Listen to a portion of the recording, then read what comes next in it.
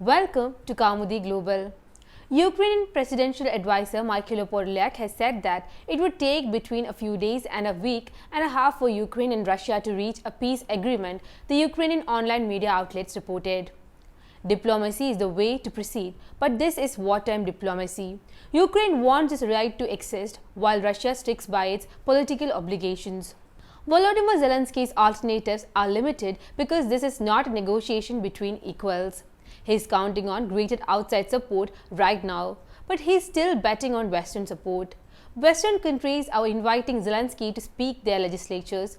It's become a ritual. He appears on the large screen, calls for a no-fly zone, lawmakers note in agreement, and they receive a standing ovation. All of this seems scripted to every corner.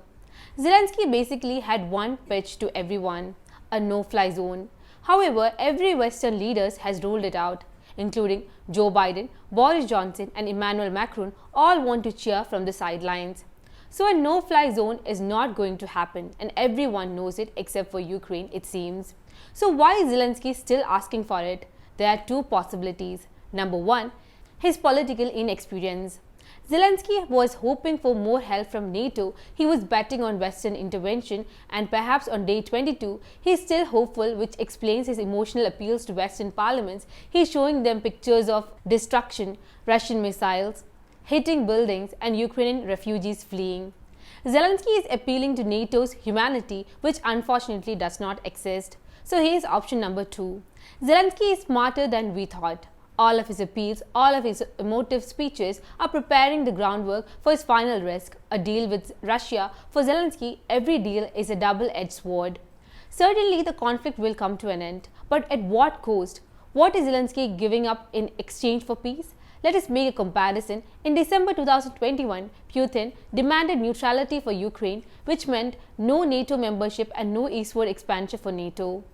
Joe Biden firmly rejected those terms, as did Zelenskyy. They said no to Russia.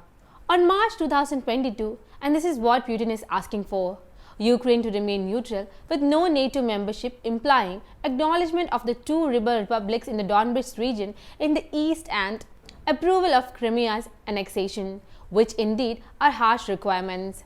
Putin is requesting far more than he did last year.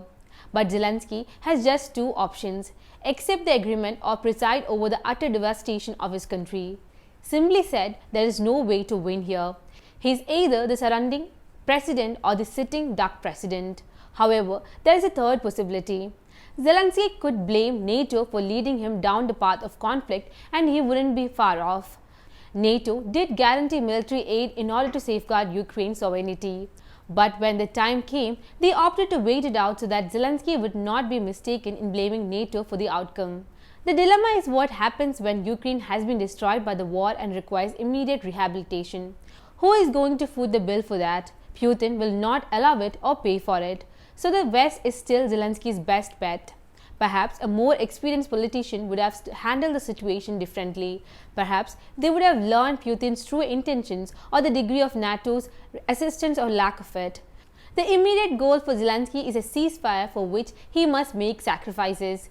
Neutrality is of course non-negotiable, as Zelenskyy has recognized. So two concerns remain, one about the breakaway republics of Donetsk and Luhansk, and the other concerning security assurances. Ukraine is willing to discuss the future of Donbas, but not at the moment. They want to end the war before discussing politics. Security guarantees are a more difficult topic to answer. How much is the West guarantee worth? Zelenskyy no longer has faith in Western leaders, it seems. He's previously pitched Israel as a guarantor, so Zelenskyy is leaving his options open. The tactic may help him in the short run, but history is long-sighted, and it will not remember the selfie videos and parliament speeches, but will only remember the ill-experienced president and how he fell for false Western promises. I'm Neha, signing out. If you liked the video, please subscribe to our channel and hit the bell icon to get the latest updates.